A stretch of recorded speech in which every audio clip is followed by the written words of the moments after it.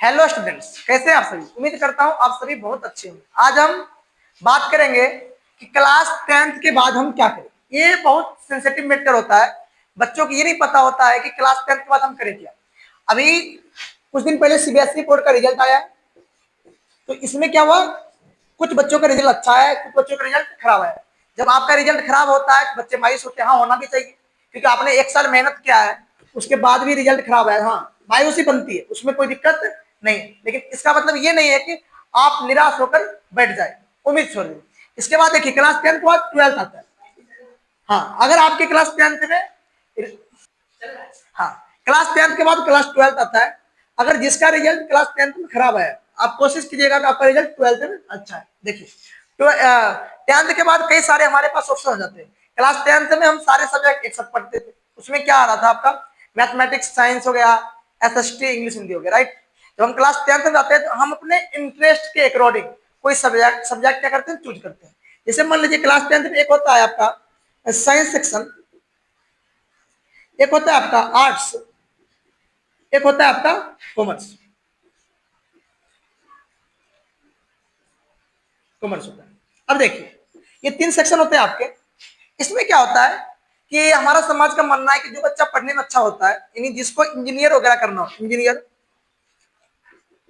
Engineer बनना हो, doctor बनना हो, वो बच्चा साइंस लेता है, राइट। हाँ, जो बच्चा हमारा समाज में माना जाता है, अगर कोई बच्चा आर्ट्स लिया है मतलब वो बेकार है, मतलब वो बच्चा पढ़ने में कमजोर। लेकिन ऐसा नहीं है, बच्चा कमजोर नहीं होता है कोई। हाँ, डिपेंड करता है उसका सिचुएशन कैसा है और उसको कैसी पढ़ाई मिली, तो वो बच्चा ऐसे आर्ट्स लेता है। अब जिस बच्चा को इंटरेस्ट बिजनेस वगैरह में, वो बच्चा कॉमर्स लेता है। अब देखिए, अब हमें ये पता होना चाहिए कि हम साइंस क्यों लेंगे, आर्ट्स क्यों लेंगे, कॉमर्स क्यों लेंगे। मेरा मानना है तीनों बराबर है। तीनों क्या है, अब हर फील्ड का अपने अपने, हर सेक्शन का अपने अपने फील्ड में अच्छा योगदान है। अब मान लीजिए, अगर आप पढ़ने में अच्छे, इंजीनियर कीजिए। इंजीनियर में अगर आप नॉर्मल करते हैं, जैसे मान लीजिए आपने अगर सिर्फ क्लास 12th का पढ़ा बोर्ड लेवल का, तो बोर्ड लेवल से उतना कुछ नहीं होता, क्योंकि आजकल इंडिया के अंदर कंपटीशन बहुत ज्यादा है। कंपटीशन ज्यादा है, तो आप बोर्ड लेवल से कुछ नहीं कर सकते। फिर बोर्ड के बाद आप ग्रेजुएशन कीजिएगा, तो उससे आपको कुछ नहीं हो सकता। फिर आपको गवर्नमेंट जॉब तैयारी करनी पड़ेगी, जिससे आपको आगे जाके दिक्कत होगा। तो उसके लिए होता है, जब बच्चा क्या करता है, आईआईटी वगैरह तैयारी करता है। जब आप साइंस लेते हैं, साइंस लेते हैं, आपके कई सारे ऑप्शन होते हैं। आप जब आप क्लास 11 12 में रहेंगे, आईआईटी तैयारी कर सकते हैं, एमबीए कर सकते हैं। 12th करते हैं आप, करते ही आप क्या कहते हैं उसको, सीयूसीटी दे सकते हैं। ये सब्जेक्ट क्लास 12th के बाद होता है। मतलब ये सारे ऑप्शन, अगर आपका आईआईटी निकल जाता है, तो आप भी क्या करते हो, आईआईटी कॉलेज। अगर एक बार आपका आईआईटी सिलेक्शन हो गया, तो आपका करियर मान लीजिए सेट हो जाएगा। ऐसा नहीं है कि वहां पे जाकर करियर सेट हो जाएगा, लेकिन ये है एक डिग्री, आईआईटी डिग्री बहुत मायने रखता है। इसके लिए आपको वहां पे जाकर मेहनत करना पड़ेगा। जो बच्चा वहां जाकर मेहनत करेगा, वो बच्चा आगे बढ़ सकता है। अब एक डॉक्टर, डॉक्टर के लिए आपको होता है नीट की तैयारी करना होता है।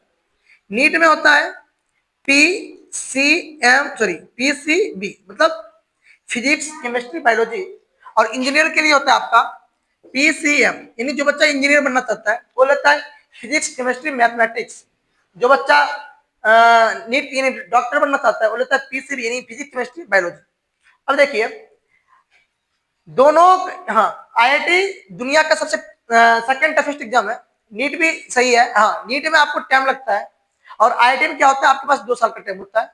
एक बार जब आप 12th कर लोगे, आप 12th करने के बाद 1 साल और चांस मिलता है, ड्रॉप लेके आप दे सकते हो। और आईआईटी के साथ साथ आप एनडीए भी दे सकते हो। अब देखिए आर्ट्स में क्या होता है, आर्ट्स करने के बाद आप आर्ट्स लीजिएगा, तो उसमें आप आर्ट्स के आगे जब आप आगे जाइएगा तो आप यूपीएससी तैयारी कर सकते हो। हाँ, लेकिन ऐसा माना जाता है कि इंडिया के अंदर अब सिलेक्शन रेशियो यूपीएससी में आर्ट्स वालों को कम हो गया, क्योंकि जिस तरीका से वो पैटर्न बनाते हैं, उसमें क्या होता है, साइंस वालों को ज्यादा सिलेक्शन हो रहा है। एक आता है कॉमर्स। कॉमर्स आप सब्जेक्ट चूज कर सकते हैं। एक होता है मैथ्स से ले सकते हैं आप, अकाउंट्स वगैरह होता है, यानी जिसमें आपका इंटरेस्ट है वो आप ले सकते हैं। तो आप चूज कर सकते हैं क्या कीजिएगा। हाँ, जब भी साइंस आर्ट्स लेना है, कॉमर्स लेना है, आप अपने इंटरेस्ट के अकॉर्डिंग लीजिएगा। अगर आपका इंटरेस्ट नहीं हो, आप उस फील्ड में आगे नहीं बढ़ सकता है। अगर मान लीजिए आपके पेरेंट्स बोल रहे हैं इंजीनियर करने के लिए, डॉक्टर बनने के लिए, हाँ, आप उनके बातों को मत लीजिए। अगर आप, क्योंकि इसका सिलेबस हार्ड होता है और आप ले लीजिएगा उनके बातों की, लेकिन 2 साल के अंदर आप फ्रस्ट्रेट हो जाइएगा तो आप कर नहीं पाइएगा।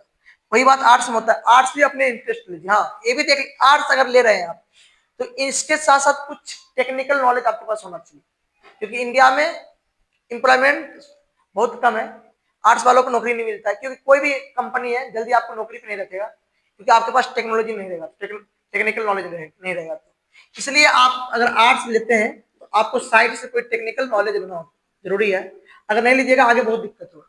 कॉमर्स में क्या है, कॉमर्स भी कीजिएगा तो आप बिजनेस वगैरह, हाँ आपको कंप्यूटर सही चलाने आना चाहिए, और कॉमर्स के साथ आप सीए वगैरह कर सकते हैं। इसके आगे बात करें।